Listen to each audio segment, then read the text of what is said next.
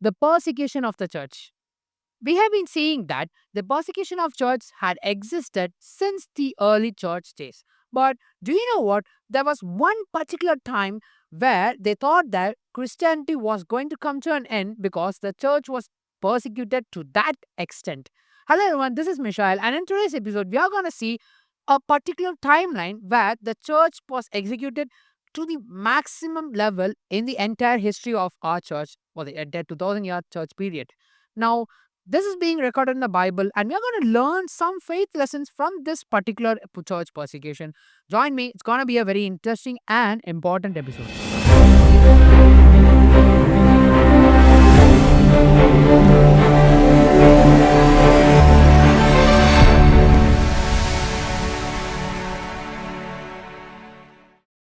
In the book of Revelation, Apostle John writes to 7 churches in Asia. Now, if we see this in a spiritual way, we can see that every church he writes can be meditated in a way that each and every church represent a timeline of the history of church. That is, 2000 years of history can be separated into 7 church timelines. In that, if we read chapter 2 and chapter 3, every church will have certain things good about the church and certain drawbacks, and there will be a unique promise for each and every timeline. Now, there are 2 ways of meditating these. We can either meditate it in a direct way that Apostle Paul was writing to that church at that particular timeline, and in a spiritual angle also that it was a prophetic message of the upcoming timelines of the church. Now, in this particular thing, if we read Revelation chapter 2, verse number 10, we can see that the verse reads as, "Do not be afraid of what you are about to suffer. I tell you, the devil will put some of you in prison to test you, and you will suffer persecution for 10 days. Be faithful even to the point of death, and I will give you life as victor's crown." Now, this church, the church of Smyrna, can be spiritually meditated as the persecuted church timeline. This period is around 100 AD till 313 AD, and we can split it further into two as 100 to 303 and then 303 AD till 313. Now, let's take a look back at the history on how the church was persecuted.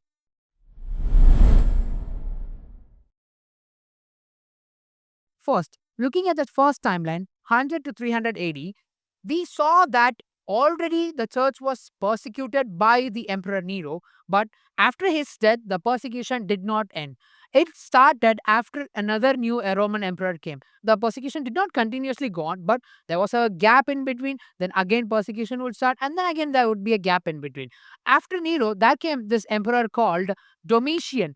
He exactly followed whatever persecution Nero had, and his main reason to persecute the Christians was because he expected everyone to worship him instead of God. So that was the reason why he persecuted Christians, and it was this emperor who expelled up the apostle John to the island of Patmos, from where he is writing the book of Revelation. Then after him came the emperor Trajan in AD 117. He also continues the persecution, and after his period, there is a gap of 40 years rest where the Christians are not much persecuted. But then comes Marcus Aurelius in AD 167. He persecutes Christian more than the previous emperors. In every timeline, we can see that the main factor which drove the Christians to stand strong in their faith was the testimonies of the martyrs. For example, in this particular this the persecution of Marcus Aurelius period, the famous martyr, his name was Saint Polycarp, who was said to be the direct disciple of Apostle John. His death inspired so many people that it stirred them to stand strong in their faith. Now, how he did was, Polycarp was very ready that he was going to die because he had already got a vision on how he was going to be persecuted. And Polycarp already set his mind, and when he was captured and he was about to be set up, burned alive, he directly told the authorities that they should not bound him because he was never ready to recant his faith, number one. And number two, he promised that he will not flinch when the fire is there. So, in a way, he was very joyful to die as a martyr for Christ. And that's a very famous saying of his. 86 years I have served him, and he never once wronged me. How can I blaspheme my king who saved me? Now, this was the most famous saying of him because he said this when the Roman emperors or the authorities they forced him to recant his faith because he was almost too old, and they asked him, "Why would you die in such a old? Better you refute and recant your faith so that you could live for the rest of your life. But the sayings of Polycarp inspired so many people, and there were many people who were ready to die for Lord, and the persecution kept on increasing from then on. Now, if we think, what was the reason the Roman emperors and the Senate people were continuously persecuting the Christians was because there are three reasons with them. Number one, they did not understand that the Christ kingdom was not temporal. That is, when the disciples went out and they preached the gospel that the kingdom of heaven was at hand, the Roman emperors thought that it was a threat to their kingdom. They thought that the Christ kingdom was going to take over the Roman emperor immediately. They didn't understand that it was a heavenly kingdom, but rather they thought it was just another emperor who was going to come in power. So this was the first reason. And number two, if there was a war, if there was a famine, if there was a disease or a plague or an earthquake or any natural disaster that took place in Rome, they thought that the reason was that Christians refused to sacrifice to their Roman gods, and in return of the anger of the Roman gods, they started to face all these problems in their city, because the Romans totally believed that the reason why they faced these all these natural disasters was because the Romans clearly believed that the reason why they faced all the natural disasters was because they have a separate god for each and every element. That is, for fire they have a god, for thunder they have separate, for rain, for sun, for the universe, they have so much in their mythology. And they thought that the act of not sacrificing to their gods displeased them, and that's why they were facing all the natural disasters. And this was reason number two. And number three, they had a motive that Caesar was Lord. When Christians were forced to claim that Caesar is Lord, none of them were ready to say Caesar as Lord. Instead, they would right away say Jesus is Lord. Of course, Christians were never ready to give the title to anyone else. This stirred up the Romans, and this was one of the main reasons why they were persecuted. They were just not persecuted in normal ways. Christians were tormented to death because the Romans were never satisfied that death was sufficient to Christians. They ensured that the way they are put to death was in a most tormentive way, that they were forced to recant their faith. But they always failed in that method. Every Christian was given a chance to recant their faith so that they will not be tortured anymore, or they will be released from the prisons. Now, this was the period, this is how the persecution was there from 100 to 303 AD. But then Revelation chapter 2, verse number 10 clearly says that you will suffer persecution for 10 days. Now, spiritually meditating this verse, this is a prophetic verse which says that there's going to be a persecution for 10 years, which is going to be very hard. This is called the Great Persecution. Now, the Great Persecution in the history of Christianity started from 303 AD and continued till 313 AD. This was under the Roman emperor named Diocletian. Diocletian came to the power in the year 284 AD, but in the beginning days he was not against Christianity. But it was in 303 AD he was influenced by another emperor who ruled a particular region in the entire Roman Empire named Galerius.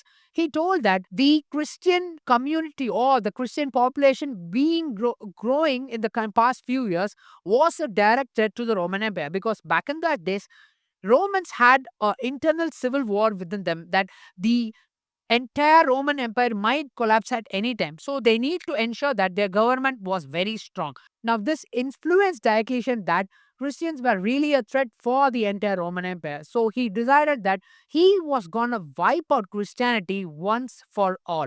That is how he decided. In February 24th, 303 AD, he passes the first edict that anyone who claims to be a Christian will be arrested immediately. So what they were asked to do is that all churches which was there in the entire Roman Empire were burned down first, and then all scriptures that they found were burnt away right away, ensuring that there was no holy text left out. But they did try, but still, somehow God was sovereign over it, that till date we have more than 24,000 manuscripts with us. Some amazing work of God, right? Now, the second edict he passes that anyone who professes to be a Christian must come out and they must publicly, or they must officially make a sacrifice to their pagan Roman gods, or they will be imprisoned right away. And the third verdict in 304 AD comes as, and the third edict in 304 AD comes as, all people in Roman Empire, every individual citizen must come publicly gathered together, and in front of everyone, they were supposed to sacrifice to the Roman pagan gods. Now, this was a tricky reason or tricky way to find that if there were any Christian hiding out, so that they can find each and every left out Christian and they can persecute them and put them to death. As years went on, every Christian faced tremendous persecution that it, it was a horrific or a fearful thing to say that they were a Christian in public places. Now, the more they were got persecuted, the more the church was growing. As we already saw, even though the period of Roman Emperor Nero, even though the church was persecuted, they were growing in a continuous pace. So by the time the 4th century started, there were millions of Christians who were there at the Roman Empire. Now, this was seemed like a threat to the Roman Empire. If we see the way they were tormented, it was really horrific. I cannot tell the each and every way how they were tormented, but let me give you a few examples. Either they were peeled off their skins, or their limbs were torn apart, it was separated apart, or there were some people who were killed by tying their legs to a chariot, and they were ensured that they were dragged naked all the way through the streets, that they were dragged to their deaths. That's how horrific the deaths sentences were given to the Christians. Now, in spite of all these persecution, even though it was so horrific that even some people thought Christianity was going to come to an end, the church kept growing. This was because the blood of martyrs started to become a seed of growth. That's how the church kept on growing. The more the people got martyred, the more the church people, the believers, became strong in their faith and started to die for Christ as a martyr. Now, though Diocletian resigned in the year 305 AD, the persecution continued till 311 AD. But then it was at that time where Galerius fell ill, and he started to think that his serious illness was because of him persecuting the Christians. And he decided to resign all the laws whichever he had passed against the Christians. And this was a turning point in the persecution of the church. Imagine how amazing it is. The person who decided to wipe out Christianity was a person who repented, and he resented all the laws whichever he has passed against the Christians.